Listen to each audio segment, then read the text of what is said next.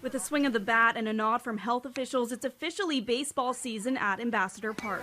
Good rip. Following the lifting of some COVID restrictions last week, team sports were given the green light for gameplay, meaning Diamonds will be seeing lots of action on the weekends. That first day that they got to come out and play, even though it was socially distanced and masks and no parents watching, just the smiles on their face were just, it was phenomenal. And the parents too.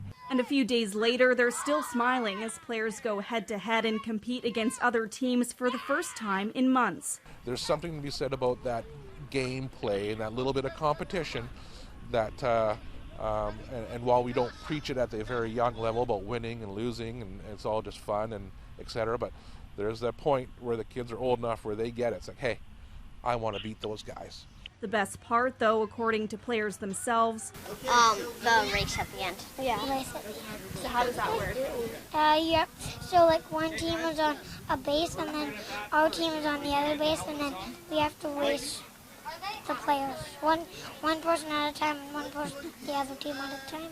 Games are a lead-off to next base where fans will be able to stay and watch. But for right now, the organization is making sure the safety and health of their athletes is top priority. We're not back to the quote-unquote old days where, you know, it was the status quo and none of this happened. It's, look, this is a thing. You can still catch COVID.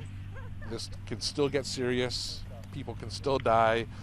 Let's mitigate the risk as much as possible and do this as safely as possible. Not being able to cheer on your child can be hard, but parents are still thrilled their kids are back on the diamond. Sun's shining. The boys love being at the Ball Diamond every Saturday, coming to play. So much fun. Good to be back. And the fans will be making their return too as early as June 15th. If all goes according to plan, up to 50 people will then be able to come support the next generation of athletes.